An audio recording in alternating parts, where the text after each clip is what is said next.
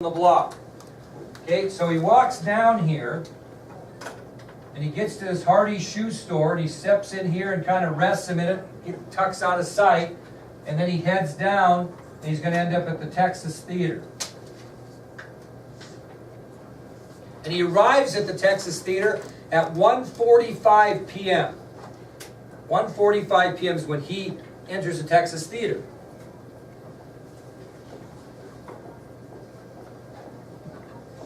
Now there were two shows. It was a double feature that day. One show was entitled War is Hell, and the other show was entitled Cry of Battle.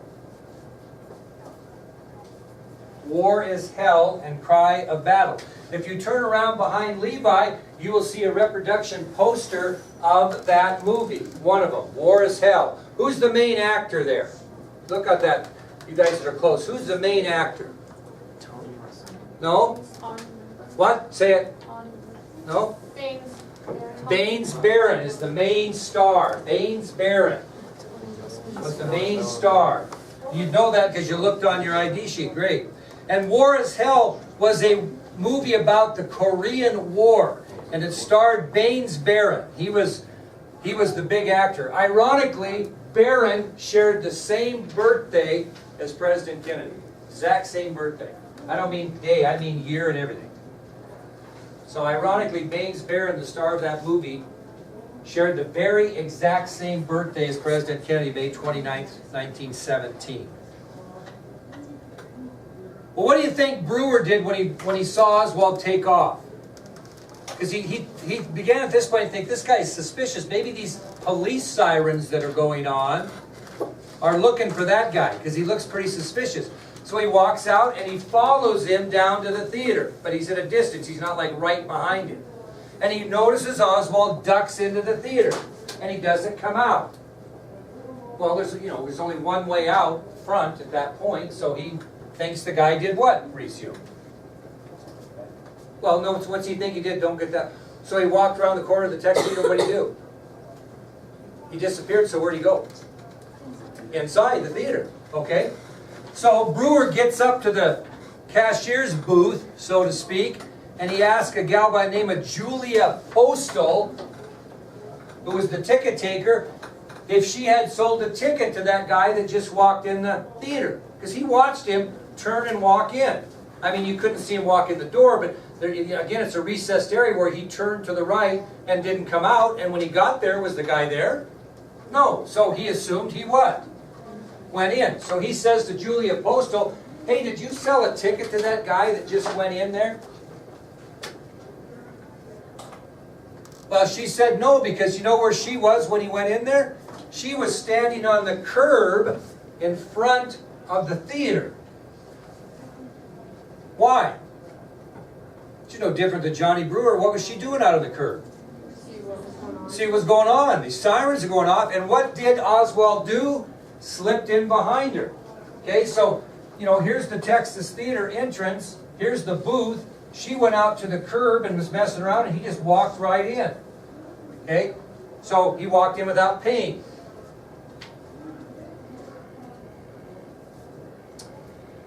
Now you'd think somebody would have seen him do that. Actually, the only person that would have seen him was a guy by the name of Warren Butch Burroughs.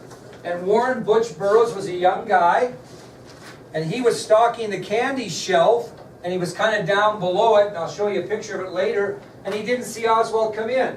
I have all these people up here we're talking about, but there's Butch Burroughs right up there in that suit with the glasses. And he was kind of ducked down behind, wasn't paying attention, stocking the candy shelf, and Oswald actually walked right by him, and he didn't even see him go in. Well, what's Brewer doing now? As he's visiting with Postal, what's he saying? Geez, this guy looks suspicious. Yeah, he snuck into the motel. These sirens, or not the motel, the movie theater, and these sirens are going off. What better we do? Call the police. So that's what they did. So after her conversation with Johnny Brewer, Julia Postal immediately called the police and gave them a description of the man who entered the theater. Who'd she get the description from? Brewer, because she didn't see him. Now, this is what you have to understand.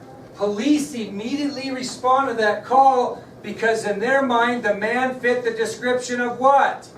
No, the man that shot Tippit. They don't have a clue it's the same guy yet. All they're doing is responding to a police officer that's been shot. So when Julia Postal calls that in, police respond in force. People's conspiracy theorists say, well, why would all the police come so fast unless they knew what the deal was? Well, they were responding to someone that killed one of their own. Okay? So the officers responded because the man matched the description of the person that was described to them that shot Tippit. There still is no connection between the two. Well, at 1:48 p.m., 6 police cars and 16 police officers arrive and enter the theater. At 1:48 p.m., 6 police cars and 16 police officers arrive and enter the theater. Now, they come in from all over. Some come in the front door, some come in the back door, some enter the top balcony area, climb up, a set of stairs at the back and went in the balcony. So they came in from all over because they're upset that somebody's killed one of their own. That's why they're sending so many. They're upset, okay? Now, among the 16 are Police Sergeant Gerald L. Hill, Investigator Ray Hawkins, Detective Paul Bentley, and Officer M.N. McDonald. And I'll give you some time to write those down. So among those 16 police officers that were there were Police Sergeant Gerald L. Hill, Police Investigator Ray Hawkins, Police Detective Paul Bentley, and Police Officer M.N. McDonald. So among those 16 police officers that arrived at the Texas Theater after the call by Julia Postal included Police Sergeant Gerald L. Hill, Investigator Ray Hawkins, Detective Paul Bentley, and Officer M.N. McDonald. Those were 4 of the police that arrived at the Texas Theater. George L. Hill, Sergeant, Investigator Ray Hawkins, Police Detective Paul Bentley, and Police Officer M.N. McDonald.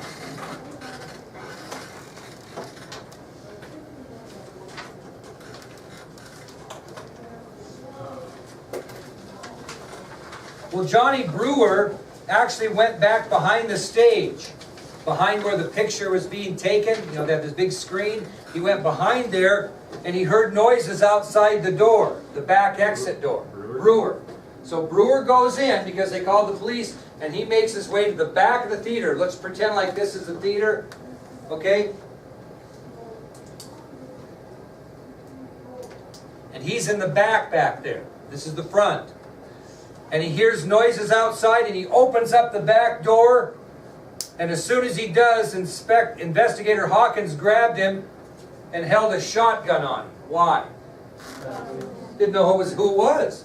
So he opens the back door. Now this again is a theater, and he's back there at the back door, and he opens the exit door, and they grab him. Hawkins grabs him immediately and shoves a shotgun into his chest and asks him to identify himself, and Brewer did identify himself, and then Hawkins asked him if the man was still in the theater. So picture that in your mind. He opens the back door, they rough him up again, put the shotgun on him. Who are you? Oh, hey, I'm Johnny Brewer. Okay, is the man still in the theater? And Brewer answers, yes, he is. And there's other people there, so what has Oswald done? Went and sat somewhere in the crowd, is what he did. Well, the police then asked Brewer to come to the front of the theater and point the guy out. And when Oswald came in,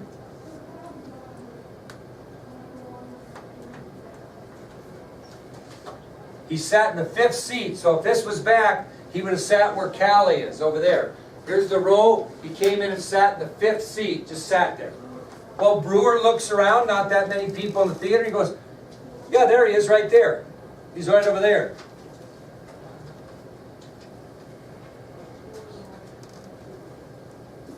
Well, when Oswald sees the officers arrive, he decides he's going to leave. So he stands up and starts making his way out and sees that it isn't going to be easy. So he hurries up and sits down in the second seat.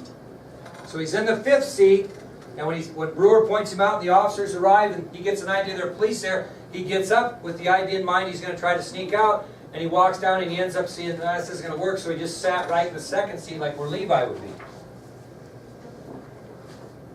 Well, police officer M.N. McDonald went up to... Well, let me rephrase that.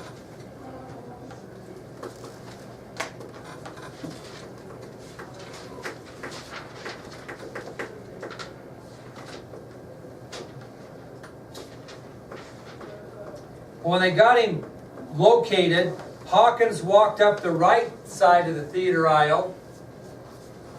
McDonald walked this way. Now, I got you backwards. I'm feeling back, so I'm getting excited. He started in the second chair and went to the fifth. Sorry. Started in the second and went to the fifth. Okay? So Hawkins walks down this aisle, and Oswald was sitting there. McDonald walks down that aisle, and now he's sitting back there. Okay?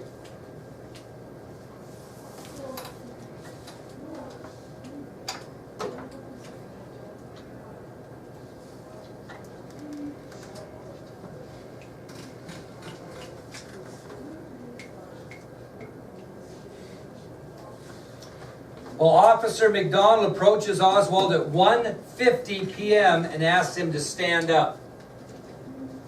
McDonald goes up to him at 1:50 and asks him to stand up. They're in the theater. McDonald later stated that when he asked Oswald to stand up, Oswald yelled out, "Well, it's all over now."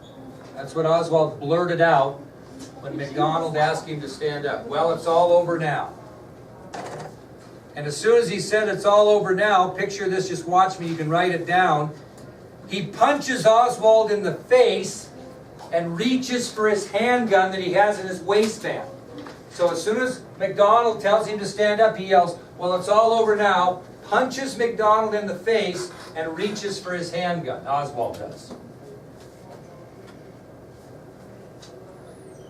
He gets his handgun out, no kidding, points it at McDonald, fires it as McDonald is grabbing for the gun. Now, picture this. Here's the gun.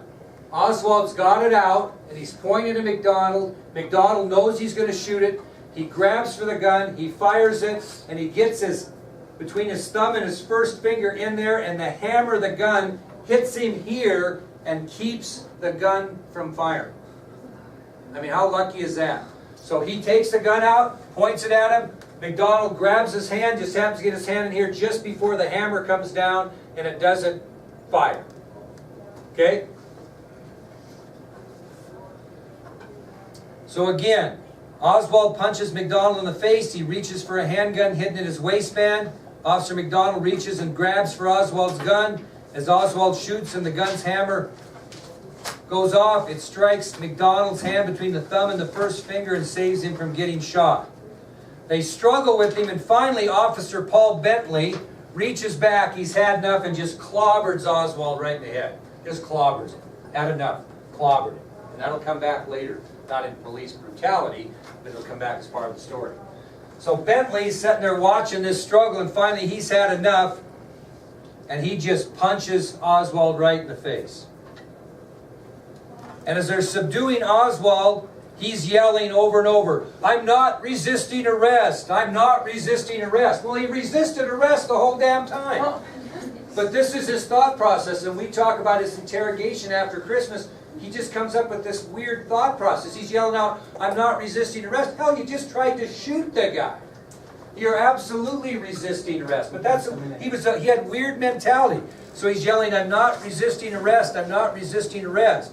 Well, Gerald Hill then handcuffs him, and they take him from the theater to a waiting police car, and they're going to take him downtown to Dallas Police Headquarters and book him for what? Killing Tippit. They have no idea at this point that he's the guy they're looking for from the depository. Okay? Who hit him in the head? Bentley. Now, I'm really proud of this. I paid a lot of money for this. These guys are dead, every one of them now. Here's an affidavit letter signed by all 4 officers right here that arrested Oswald. That's worth a lot of money. If you give you some extra time in class, I'm not telling you, but there's some incredibly cool stuff of people we've talked about up here. That was very rare to get. That took me a long time. I actually just secured, that cost me a lot of money too, a signature of Marina Oswald that should be here today. And she signs nothing because she's so down about this. And ironically, I bought this and it's signed. She talks about it was a sad day then, it's still a sad day today, and signed it on my wife and I's wedding anniversary, the day we got married, August 9th, 1980. So I had to have it. Happy Christmas. Okay, so where we're going to finish with Oswald, kids, is here. Before Christmas vacation, really the last real thing you're going to hear about Oswald is he's being taken downtown. Where do we need to go back to? What haven't we finished? The hospital. We got to go back to Parkland Hospital because the president's been pronounced dead, and what happens now? And what we'll do is we'll take you to his trip back to Washington, and then we'll be done for the semester. I got some handouts for you here.